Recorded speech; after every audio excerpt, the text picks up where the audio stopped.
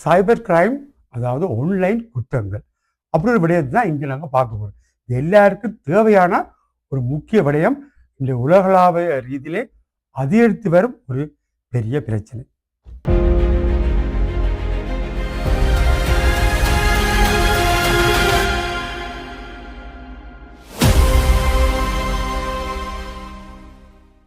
Cyber crime என்றால் என்ன? அதுக்கான ஒரு விளக்கம் தான் இங்கே நாங்கள் பார்க்க போகிறோம். சைபர் கிரைம் என்னன்னு சொன்னால், உங்களோட பேங்க் அக்கௌண்ட் வந்து ஹேக் ஆகப்பட்டுச்சுன்னு சொன்னால், அல்லது வந்து உங்களுக்கு ஒரு ஃபேக்கான எஸ்எம்எஸோ இல்லாட்டி ஃபேக்கான இமெயில் வந்து நீங்கள் அதை மாறி கிளிக் பண்ணி உங்களோட ஃபோனோ இல்லாட்டி உங்களோட கம்ப்யூட்டரோ வந்து ஹேக் ஆனால், அதே நேரத்தில் வந்து உங்களோட இன்ஸ்டாகிராம் இல்லாட்டி உங்களோட வாட்ஸ்அப் இல்லாட்டி ஃபேஸ்புக் ஏதாவது ஒன்று வந்து யாரும் மிஸ்யூஸ் பண்ணி அதை ஹேக் பண்ணி நீங்கள் சில நேரம் அனுபவப்பட்டிருப்பீங்க. உங்களோட ப்ரொஃபைல் வந்து ஹேக் ஆகிருக்கும். இன்னொரு நபர் வந்து உங்களோட ப்ரொஃபைலை ஹேக் பண்ணி அந்த ப்ரொஃபைல்லேருந்து அவை வந்து இது பண்ணி நீங்கள் உள்ளுக்கு போக முடியாமல் உங்களை அறியாமே சில ஃபோட்டோக்களோ இல்லாட்டி டெக்ஸ்டிலோ வந்து ஷேர் பண்ணுற மாதிரியெல்லாம் நடந்திருக்கு. இதுதான் இந்த சைபர் கிரைமுக்குரிய அர்த்தம். இது வந்து சுவிட்சர்லாண்டில் வந்து கூடியிருக்கா சொல்கிறார்கள். உண்மையா? ஆமாம், சுவிஸ் நாட்டில் வந்து கூடியிருக்கு. அதே நேரத்தில் சுவிஸ் நாட்டில் மட்டும் இல்லை, உலக ரீதியாகவே இந்த விஷயம் வந்து கூடிக்கொண்டிருக்கு. எஸ்எம்எஸ்எல் வந்து ஃபேக்காக வாரது. இப்போ கிட்டடியில் கூட எஸ்எம்எஸ்எல் ஃபேக்கான கம்பெனியிலேருந்து போகிற மாதிரி நீங்கள் வழக்கமாக இருக்கிற கம்பெனியில் இன்சூரன்ஸ் கம்பெனியாக இருக்கலாம், உங்களோட பேங்காக இருக்கலாம், நீங்கள் எந்த விஷயத்தோட வந்து நீங்கள் நெருக்கமாக இருக்கிறீங்களோ அந்த கம்பெனியிலேருந்தே உங்களுக்கு எஸ்எம்எஸ் வர மாதிரியோ இல்லாட்டிக்கு நீங்கள் வந்து ஒரு உதாரணத்துக்கு நீங்கள் ஒரு பார்சல் ஆர்டர் பண்ணியிருப்பீங்க, அதே நேரத்தில் உங்களுக்கு டிஹெச்எல் இருந்து ஒரு ஃபேக்கான எஸ்எம்எஸ் வந்திருக்கும். ஆனால் அது டிஹெச்எல் இல்லை, அவங்களுக்கு வந்து தெரிஞ்சிருக்கு நீங்கள் ஒரு பார்சல் ஆர்டர் பண்ணீங்க, நீங்கள் ஒரு பார்சலுக்கான வெயிட் பண்ணீங்கன்னா அந்த நேரத்தில் உங்களுக்கு எஸ்எம்எஸோ இமெயில் வருது. அதை நாங்கள் பார்சலுக்கு எதிர்பார்க்குறோம் தானே, நீங்கள் மாறி அதுக்கு கிளிக் பண்ணிக்க வடிவாக பார்க்காம கவனிக்காமல் கிளிக் பண்ணிக்க நாங்கள் எங்களை அறியாமல் நாங்கள் எங்களை இன்ஃபர்மேஷனை வந்து ஷேர் பண்ணி இல்லாட்டி ஹேக் பண்ணுறதுக்குரிய வசதியை உருவாக்குறோம். உண்மை உறவுகளே என்னென்னு சொன்னால் இது பல பேருக்கு நடந்திருக்கு. சொல்கிற போல சில இடத்துல உங்களோட டெலிஃபோனுக்கு ஹாய் மாமா என்று சொல்லி டெலிஃபோன் பெறலாம். நீங்கள் அதை தொடர்ந்து யார் இது எனக்கு தெரிஞ்ச பிள்ளையோ இல்லை மரமோ அப்படின்னு போயிருக்க அதை கண்டினியூவாக போயிருக்க அதுலேருந்து உங்களோட ஃபோன் எல்லாம் ஹேக் பண்ண வேண்டிய இந்த படம் வரும். இங்கே பல பிரச்சனை நடந்திருக்கின்றன. இது சம்பந்தமான விடயங்களை பல வீடியோக்குள்ளே அடிச்சின் போல போட்டுருக்கு, நீங்கள் பார்த்துருக்கலாம். இப்படித்தான் என்ன சொன்னால் கிட்ட ஒரு அக்கா எனக்கு அடிச்சிருந்தா மகள் வந்து ஆன்லைனில் ஒரு சாமான் விற்க போடணுன்னு வந்து அதை ஒருத்தர் சொல்லிக்கிறார். அந்த சாமானை நாங்கள் வாங்குறோம். அதுக்கு என்ன சொல்லிக்கிறான்னு சொன்னால் வாங்குகிறோம், இந்த வாங்கினா உங்களுக்கு நாங்கள் ட்விட்டில் வந்து காசை போடுறோம், இந்த சிகரெட் கோட்டை கொடுத்தீங்கன்னா நான் உங்களுக்கு பே பண்ணிடுவோம். அந்த பிள்ளைங்க சிகரெட் கோட்டை வாங்கி உள்ளே கொடுக்க அப்படி இந்த காசு சம்பள காசு அப்படியே வெளியே இருக்குது. அது இரவு நடந்தபடியே என்ன செய்யறது, பேங்க் ஆரம்பிச்சா இல்லை அடுத்த நாள் பேங்குக்கு தாயும் மகளும் போய் காய்த்தெடுத்த சொல்லியிருக்காங்க. இதுக்கு சம்மந்தம் இல்லை, இது நீங்களால் இது ஆன்லைனில் செதுக்குன்னு சொல்லி இப்படியான பிரச்சனை இருக்குது. அப்புறம் பார்த்தா அடுத்த நாள் அடுத்த காசும் போயிருக்கு. அவர் என்னிடம் டெலிமாடி தந்தார்கள். அவர் நான் சொல்லியிருந்தேன் உடனடியாக போலீஸ் ரிப்போர்ட் செய்யுங்கன்னு சொல்லி அவர் போலீஸ் ரிப்போர்ட் செய்து அந்த காசுக்காக பிரச்சனைப்பட்டெல்லாம் நீங்கள் கணக்கு இது மட்டும் இல்லை, பல பல பிரச்சனை இருக்கின்றன. இப்போ பார்த்தீங்கன்னு சொன்னால் பல இடங்களில் போலீஸ்லேருந்து டெலிவாடிக்கிறோம், இப்படியான பிரச்சனையும் இங்கே நடந்துகிட்டு. அதே மாதிரி எல்லாருக்கும் ஒரு கால் வந்திருக்கும், திஸ் இஸ் ஃப்ரம் போலீஸ் டிபார்ட்மெண்ட்னு சொல்லி ஒரு ஃபேக்கான இங்கிலீஷில் கதைக்கிற ஒரு கால் வந்திருக்கும். அதுவும் வந்து இப்போ சுவிஸில் அந்த நம்பர் என்னதான் நீங்கள் ப்ளாக் பண்ணாலும் புது புது நம்பர்லேருந்து கால் பண்ணுறாங்க. இந்த டீட்டெயில்ஸ்லாம் அவங்களுக்கு எப்படி கிடைக்குது, உங்களோட நம்பர்ஸ் எப்படி கிடைக்குதுன்னு சொன்னால், நீங்கள் ஒரு வெப்சைட்டை நீங்கள் விசிட் பண்ணி போக வைக்க அதில் கேட்குறாங்க தானே ஸ்டார்ட்லேயே வந்து நீங்கள் எல்லா குக்கீஸையும் வந்து நீங்கள் அக்செப்ட் பண்ணுறீங்களான்ட்டு. அதுலேயே வந்து டேர்ம்ஸ் அண்ட் கண்டிஷனல் இருக்குது. உங்களோட நம்பர் உங்களோட டீட்டெயில் வந்து அவங்க ஷேர் பண்ணலாம், அப்படியான விஷயங்கள் வந்து இதில் இருக்குது. நாங்கள் அதை வடிவாக வாசிக்காமல் எல்லாத்துக்கும் அக்செப்ட் பண்ணுறேன்னு சொன்னாலும் எங்களோட டீட்டெயில்ஸ் வந்து தெரிஞ்சோ தெரியாமோ எந்த எப்படியான கம்பெனிகளுக்கு வந்து போகுது. அவங்க அதை வந்து அந்த கம்பெனியிலிருந்து களவெடுத்து உங்களுக்கு வந்து உங்கள்கிட்ட இருந்து பணங்களை பெற்றுக்கொள்றதுக்கு தான் விதவிதமாக வந்து ட்ரை பண்ணுறாங்க. அதே நேரத்தில் வந்து இப்போ ஆன்லைனில் ஆர்டர் பண்ணுறவர்கள் கூட ஆர்டர் பண்ணியிருப்பினும் உங்களுக்கு ஒரு இமெயில் வரும், உங்களோட நீங்கள் வாங்கின விஷயம் வந்து இப்போ கொஞ்சம் டிஸ்கவுண்ட் ஆகிருக்குது, அதனால நாங்கள் உங்களுக்கு காசை ரிட்டர்ன் பண்ண போகிறோம், உங்களோட டீட்டெயில் உங்களோட பேங்க் அக்கௌண்ட் நம்பர் எல்லாம் தாங்கன்னு சொன்னோன்னே சில பேர் எங்களுக்கு ஏதாவது வருது தானே என்ற கடை அவை இந்த டீட்டெயிலை ஷேர் பண்ணோன்னே உடனடியாக இப்படியான பிரச்சனைகளும் இங்கே வர சந்தர்ப்பம் உருவாகுது. வேற என்ன விதமான விடயங்கள் நடக்கின்றன? அதாவது சுவிஸ்ல இன்னொரு விடயம் என்னன்னு சொன்னா இந்த கிரெடிட் கார்டு. இப்ப எல்லாரும் வந்து ஆன்லைன்ல வந்து புக் பண்றோம், ஒரு டிக்கெட் புக் பண்றது சரி, ஹாலிடேக்கு போறோம்னு சொன்னோம், டிக்கெட் புக் பண்றோம் இல்லாட்டி நாங்கள் ஷாப்பிங் பண்றோம், கூடுதலாக வந்து கிரெடிட் கார்டு வந்து யூஸ் பண்றோம். அப்ப நீங்க கிரெடிட் கார்டு நம்பர் எல்லாம் கொடுக்குறீங்க, சில நேரங்கள் அதை கேட்கும் உங்களோட ஃபோன்லேயே அந்த கிரெடிட் கார்டு நம்பரை பதிஞ்சு வைக்கிறதா. இன்றைக்கு நீங்களும் அது ஒரு ஈஸியான வழி என்றக்காண்டி பதிஞ்சு வைக்க யாராவது ஒருத்தர் உங்களோட ஃபோனை ஹேக் பண்ணுனா அந்த ஃபுல் டீட்டெயில் எல்லா கிரெடிட் கார்டு டீட்டெயில் அதில் அவைக்கு கிடைக்கும் பொழுது அவங்க வந்து இந்த கிரெடிட் கார்டு டீட்டெயில்ஸ் எடுத்து கிரெடிட் கார்டில் இருந்து காசு பெற்றுக்கொள்றதுக்கு மிஸ்யூஸ் பண்ணுற விஷயமும் வந்து நாளுக்கு நாள் வந்து அதிகரிச்சுட்டு. இன்னொரு விடயம் என்னன்னு சொன்னால் இது ஒரு பெரிய பிரச்சனைக்கான ஒரு விடயம் தான் சைபர் மொப்பிங். சைபர் மொப்பிங்னா என்ன, அதை பற்றியான விளக்கத்தை இங்கே பார்க்க போகிறோம். இதை பற்றி பலவிதமான விளக்கங்கள் இங்கே இருக்கின்றது. நானும் பல விஷயங்கள் பல சொல்லியிருந்தார்கள். ஃபேஸ்புக், டிக்டாக், இன்ஸ்டாகிராம் இதில் வரும் சில பிரச்சனைகள், அதை பற்றியான விளக்கத்தை இங்கே பார்க்கலாம். அதாவது ஒருத்தரை இன்டர்நெட்டில் வந்து இன்சல்ட் பண்ணினா இல்லாட்டிக்கு ஒரு ஃபேக் அக்கௌண்ட் கிரியேட் பண்ணி அதிலிருந்து இன்னொருத்தரை வந்து தவறாக பேசுவதோ இல்லாட்டிக்கு அவையில் அனுமதி இல்லாமல் அவையின் ஃபோட்டோக்களோ இல்லாட்டிக்கு அவையின் இன்ஃபர்மேஷனோ வந்து ஷேர் பண்ணுறது, இல்லாட்டிக்கு வந்து கொமெண்ட் மூலம் வந்து அவமானமாக கதைக்கிறது, ஒருத்தரை தாழ்த்தி கதைக்கிறது, இப்படியான பிரச்சனைகள் வந்து நடந்து ஒருத்தருக்கு வந்து இதால் வந்து ஒரு மன ரீதியான வந்து கஷ்டத்தை கொண்டு வந்தால் அதுக்கு பேர் தான் சைபர் மோப்பிங். இந்த சைபர் மோப்பிங் வந்து இப்போ பல இடங்களில் நடக்க பார்த்துட்டு நம்ம தான். நான் இப்போ சில நேரங்களில் சில வீடியோக்கள் போடுவதுண்டு. நான் இப்போ ஒரு வருஷத்துக்கு முதல் ஒரு வீடியோவில் போடுங்கள். அது வந்து இந்த ஃபேஸ்புக்குள்ளே காசு கட்டி போட்டு ஒரு விளம்பரம். அது ஒருத்தர் வந்து ஒரு விதமாக எனக்கு ஒரு போட்டிருந்தார்.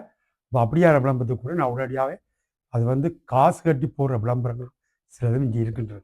இப்படியான விளம்பரங்களை வந்து நீங்கள் தவறான சொல்வதை போல தவறான பேச்சுக்கள், தவறான விடயங்கள் செய்தால் கூட இது ஒரு குற்றம்னு சொல்லி இங்கே சொல்லப்படுது.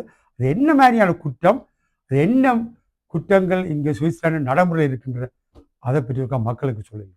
கண்டிப்பாக. ஏன்னு சொன்னால் சுவிஸில் கிரிமினல் குற்றம் கோட் ஆர்டிக்கல் 179 மற்றது 173 கீழ் வந்து இந்த 2 ஆர்டிக்கல் சட்ட ரீதியில் வந்து என்னன்னு சொன்னால், நீங்கள் இப்படி இன்டர்நெட் மூலம் நீங்கள் இன்னொருத்தரை வந்து பாதிக்கிற மாதிரி கதைத்தாலோ அவரின் அனுமதி இல்லாமல் ஒரு ஃபோட்டோ ஷேரோ இல்லாட்டி ஃபேக் அனுப்பு எல்லாம் ஏஐ வந்த காலகட்டத்தில் வந்து ஒரு ஆக்கள் இந்த ஃபோட்டோக்கள் எடுத்து இல்லாட்டி ஒரு வீடியோ எடுத்து பிள்ளையான விஷயத்தை நாங்கள் வந்து கிரியேட் பண்ணி அதை ஷேர் பண்ணலாம். இல்லாட்டிக்கு ஒரு கோசிப் கதைக்கிறது, ஒரு இல்லாத பிரச்சனையை வதந்தியலை வந்து கிளப்பி விடுறது, இதில் வந்து நிறுவனப்படுத்தக்கூடிய மாதிரி சுச்சுவேஷன் உருவாயிடுச்சுன்னு சொன்னால் முதலாவது வந்து கம்ப்ளைண்ட் கொடுத்தா, இப்போ போலீஸுக்கு கம்ப்ளைண்ட் கொடுத்தா ஐபி அட்ரஸ் மூலமோ ஐஎம்இ நம்பர் மூலம் வந்து உங்களை வந்து பின்தொடர்ந்து உங்களை வந்து முதலாவது பிடிக்கலாம். அதே நேரத்தில் வந்து இது வந்து பெரிய ஒரு குற்றம் என்ற பட்சத்தில் வந்து உங்களுக்கு ஒரு பெரிய விதமான ஃபைன் அடித்து ஜெயிலுக்கு கூடி போகக்கூடிய சந்தர்ப்பம் இந்த இதில் வந்து உண்மைதான். நானும் பார்த்துருந்தேன். ஸ்ரீலங்காவில் கூட போட்டிருந்தார்கள்.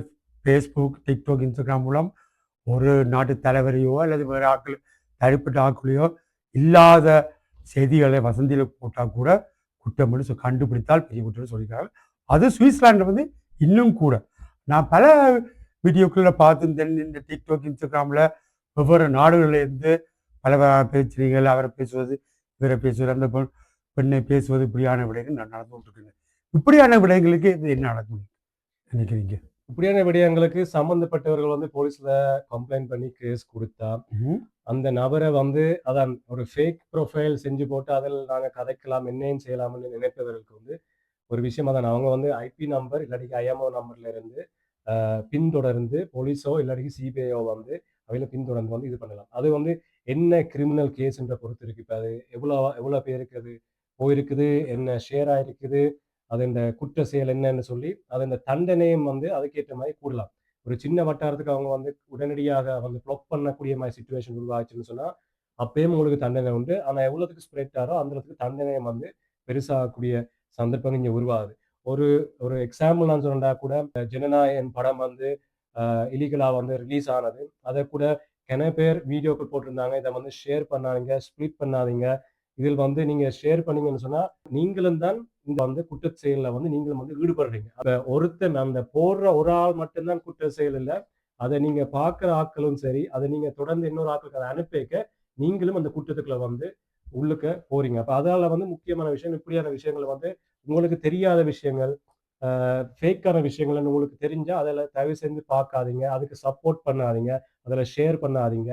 அப்பதான் இப்படியான விஷயங்கள் வந்து இனிவரும் காலகட்டத்தில் வந்து ஷேர் ஆகாம இப்படி ஒரு எங்களுடைய கம்யூனிட்டியில வந்து இப்படி ஒரு பிரச்சனைகள் வராமல் இருக்கிறதுக்கு வந்து நாங்கள் வந்து பாதுகாத்துக் கொள்ளலாம். ஓகே, நான் இன்னும் ஒன்று விஷயமே கேள்விப்பட்டேன். அந்த டிக்டாக்கோ ஃபேஸ்புக்குள்ள அவங்க வந்து ஒரு ஃபெத்ராக் வச்சுக்கிறாங்க. அதாவது வந்து இப்படியான விடயங்கள் செய்தால் அவரோட தொடர்பு கொண்டு சில விடயங்களை செய்ய முடியும். அந்த டிக்டாக்கையோ அல்லது ஃபேஸ்புக்லேயோ கேன்சல் பண்ணக்கூடிய பிரச்சனை இருப்பதாகவும் கேள்விப்பட்டிருந்தேன். இது உண்மையா? ஆமா. ஏனென்று சொன்னா, இப்ப Facebook சரி, YouTube சரி, எல்லா இதிலும் வந்து எல்லாம் ஒரு ஆல்கோரித்ம் சிஸ்டம் படி தான் வேலை செய்யுது. இன்னைக்கு அவங்களும் வந்து நீங்க என்ன விதமான ஃபோட்டோ, வீடியோ ஷேர் பண்றீங்கன்னா, அவங்களும் வந்து பார்த்துக் கொண்டிருக்காங்க. தவறான வீடியோக்களோ, இல்லாட்டி ஒரு சண்டை வீடியோக்களோ, இல்லாட்டி ஒரு குற்றவாளிக்கான ரத்த காட்சிகளான அப்படியான விஷயங்கள் நீங்க வந்து ஷேர் பண்ணிக்க வந்து, அவங்க வந்து உடனடியாக அவங்க ப்ளாக் பண்ண முடியும். அதே நேரத்தில வந்து இந்த உலகத்தில வந்து மில்லியன் கணக்கான வீடியோக்கள் வந்து செகண்டுக்கு வந்து லோட் ஆயிக்கொண்டிருக்கிறதால, சில வீடியோக்கள் வந்து அவங்களால வந்து உடனடியாக வந்து நேரடியா ஆக்ஷன் எடுக்க முடியாது. அந்த இடங்கள்ல வந்து நீங்க வந்து கம்ப்ளைண்ட் பண்ணினீங்கன்னா, உடனடியாக அந்த சோசியல் மீடியா அந்த டீம் வந்து அந்த வீடியோவோ இல்லாட்டி அந்த போஸ்ட்டோ வந்து செக் பண்ணுவாங்க. அதுவும் வந்து அந்த பாலிசி டெர்ம்ஸ்க்கு எதிராக இருந்துச்சுன்னு சொன்னா, உடனடியாக ப்ளாக் பண்ணுவாங்க. அந்த ப்ரொஃபைலே ஃபுல்லா கம்ப்ளீட்டா ப்ளாக் பண்ணக்கூடிய ம். சந்தர்ப்பம் இருக்கு.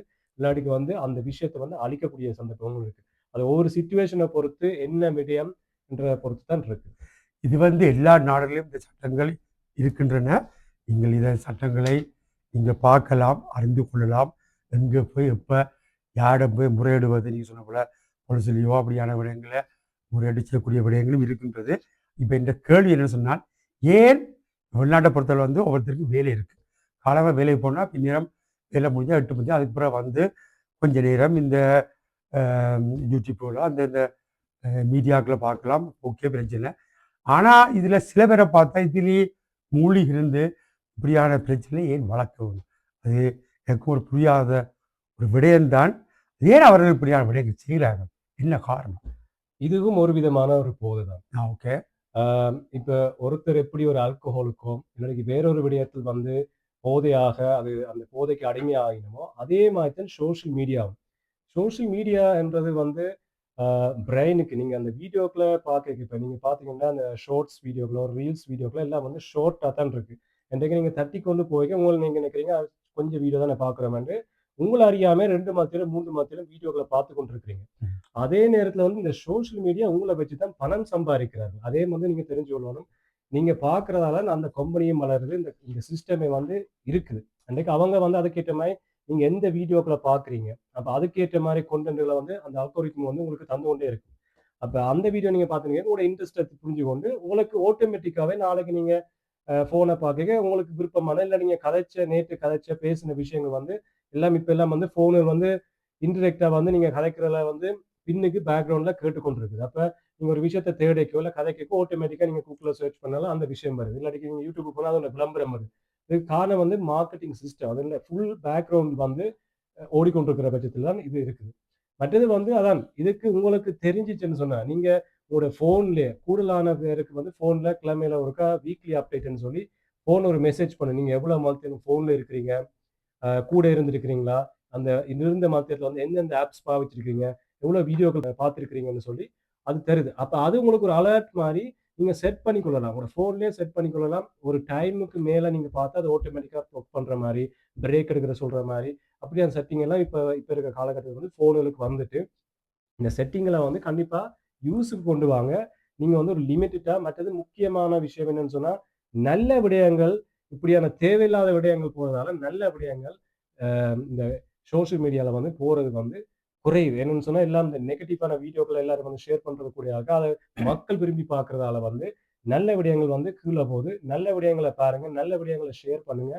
உண்மை. இது ஒரு நல்ல விடயங்களை நாங்கள் சொல்லியிருந்தோம். என்ன சொன்னால், இந்த Facebook, Instagram, TikTok வழியா யார்ட்டயும் கட் பண்றது, கொல்றது, யார்ட்டயும் விடயங்கள்ல போய் தலையிடுறது, தேவையில்லாத அவரை பேசுறது, இவரை பேசுறது, இப்படியான பல விடயங்கள் அது குற்றமாக ஆகும் என்ற ஒரு விடயத்தை இங்கே நாங்கள் சொல்லியிருந்தார்.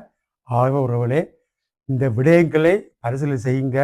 இனிமேல் இப்படியான விடயங்களை தவிர்த்து நல்ல விடயங்களை கொண்டு வாங்க. எம் இனத்துக்காக, எங்கள் சமூகத்துக்காக நல்ல விடயங்களை கொண்டு போய் சேர்ப்போம். எனக்கு கூட பல விடயங்கள் நடந்திருக்கின்றன. அதான் ஒரு டிக்கெட் சம்மந்தமாக மாற்றும் பொழுது அதை ஆன்லைனில் ஒரு ஏர்லைன்ஸ் எனக்கு அடித்து நீங்கள் மாற்றும் உங்களோட கிரெடிட் கார்டை கொடுத்து மாற்றினா கிரெடிட் கார்டு அதாவது ஏர்லைன்ஸோட நேரடி தொடர்பு இருக்குது. நாங்கள் அவரை கதைக்கும்போது அங்கே வேலை செய்கிற ஒரு பெண் நீங்கள் உங்கள் கிரெடிட் கார்டு நம்பரை தாங்க இதெல்லாம் வாங்கி என்னட்டு இருக்கிறது 7,000 ஃப்ராங்க் அந்த கிரெடிட் கார்டை வெளியெடுக்கிறதுக்கு முயற்சி செய்கிறாங்க. ஆனால் ஒரு பிரச்சனை சொன்னால் நான் டெலிஃபோனுக்குள்ள எஸ்எம்எஸ் கோட் கொடுத்துருக்கேன். அந்த கோட் நான் அக்செப்ட் பண்ணல. உடனடியாக பேங்க்லேருந்து எனக்கு அடித்தார்கள். உங்களோட கார்டுலேருந்து 7,500 ரூபா இப்படி வெளியே போகிறது இருக்குது, என்ன பண்ணாங்க. எனக்கு எஸ்எம்எஸ் வேற இல்லை. அப்படி எஸ்எம்எஸ் வந்தால் எனக்கு தெரியும். நான் அப்படின்னு செய்யல. இப்படி இது மட்டுமில்லை, உலகம் பூராவே சொல்றது போல இப்படியா பிரச்சனை நடந்துகிட்டு இருக்கு. ஆகவே உறவுகளே மிக கவனம். இப்படியான எஸ்எம்எஸ்ல நீ கொடுக்க நாம சொல்ற மாதிரி நாங்கள் உங்களுக்கு காசை பே பண்ணுறோம், உங்களோட இந்த நாங்கள் தர கோட்டை கொடுங்க அப்படியான விடயங்கள், இப்படி பல தரப்பான பிரச்சனை இருக்குது. சொல்ல போல இமெயில் வர்றது, இமெயிலை கிளிக் பண்ணாங்க, இந்த இமெயிலை பாருங்க இது உங்களுக்கானது, உங்களோட பேரை போட்டு வரும், இப்படியான விடயங்கள்லாம் நீங்கள் கிளிக் பண்ணால் உங்களை பார்த்துக்கொள்ளுங்க.